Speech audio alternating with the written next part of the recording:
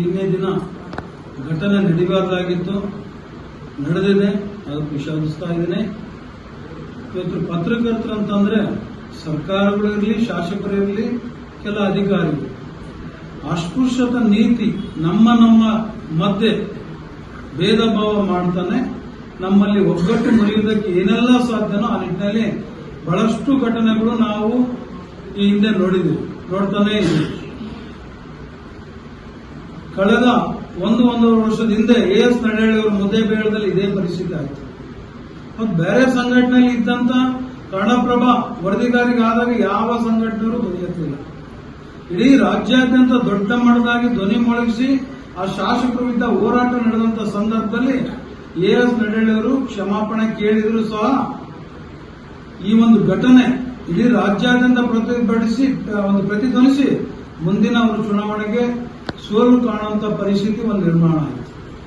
ಇವತ್ತೇನು ಶಾಸಕರು ಇವತ್ತು ದುಡ್ಡಿನ ಮದ ಅಧಿಕಾರ ಮತದಿಂದ ಇವತ್ತು ಮಾತಾಡ್ತಾ ಇರ್ಬೋದು.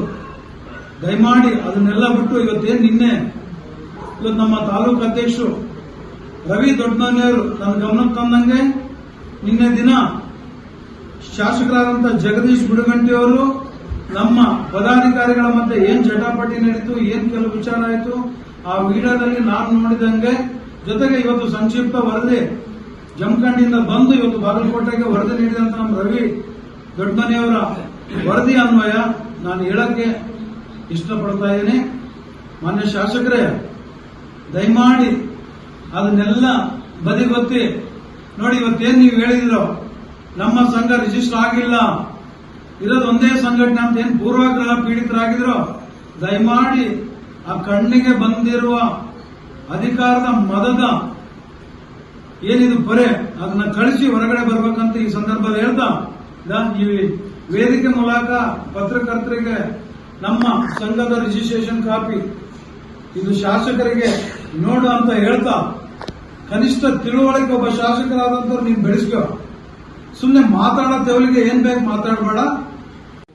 7/2024 ಸಾಯಂಕಾಲ 4 ಗಂಟೆಗೆ ಜಮಖಂಡಿ ತಹಸೀಲ್ದಾರ್ ಕಾರ್ಯಾಲಯದಲ್ಲಿ ಆಗಸ್ಟ್ 15 ಪೂರ್ವ ಸಭೆ ನಡೆದ ಟೈಮ್ನಲ್ಲಿ ಎಲ್ಲಾನು ಚರ್ಚೆ ಹಾಕೋದು ಬಂತ ಅಂದಾಗ ಶಾಸಕರು ಪತ್ರಕರ್ತರ ಇದನ್ನ ಮಾಡಿದ್ರು.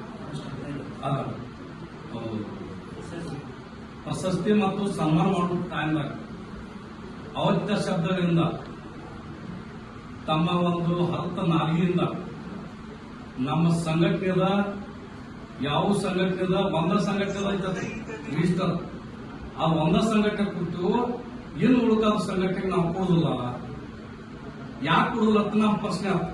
ನಿಮ್ಮ ಒಂದೂ ರಿಜಿಸ್ಟರ್ ಇಲ್ಲ ಅಂತ ಹೇಳಿ ಮತ್ತ ನಾವು ಯಾರಿಗೂ ಅನ್ಸಂಗಿಲ್ಲ.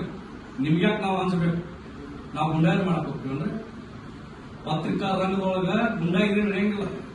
ನಾವು ಹೆಂಗ ಅಗ್ದಿ ಮೃದುವಾಗಿ ನಾವು ಹೋಗಿ ಸುದ್ದಿ ಮಾಡ್ಕೊಂಡ್ ಬಂದು ಅದನ್ನ ವಿಸ್ತಾರ ಮಾಡ್ಬೇಕಾದ್ರ 500-800 ರೂಪಾಯಿ ಖರ್ಚು. ಆ ಖರ್ಚ ವೆಚ್ಚ ಬಿಟ್ಟು ಕಿಶನ್ ನಾವು ಹೋಗಿ ಹಂಗ ಜೀವನ ಹಂಗ ತರ್ಕೊಂಡು ಬಂದ್ ಕಿಶನ್ ಸುದ್ದಿ ಮಾಡಿ ಹಾಕ್ತೀವಿ. ಇಷ್ಟು ಅರಿವಿಲ್ಲದ ಶಾಸಕ ವಿಧಾನಸಭಾ ಒಳಗ ಅವ್ರದ್ದು ಇದನ್ನ ಮಾತಾಡ್ಬೇಕು ಕಿಶನ್ ಅನುದಾನ ಮಾತಾಡ್ಬೇಕು ಕಿಶನ್ ಪತ್ರಕರ್ತರ ಸನ್ಮಾನ ಮಾತಾಡ್ತಾರೆ. ಇಂತ ಹೇಳಿ ಶಾಸಕಗ ನಾವು ಧಿಕ್ಕಾರ ಹಾಕ್ತೀವಿ. ನಿನ್ನೆ ಪ್ರತಿಭಟನೆ ಮಾಡಿದೀವಿ.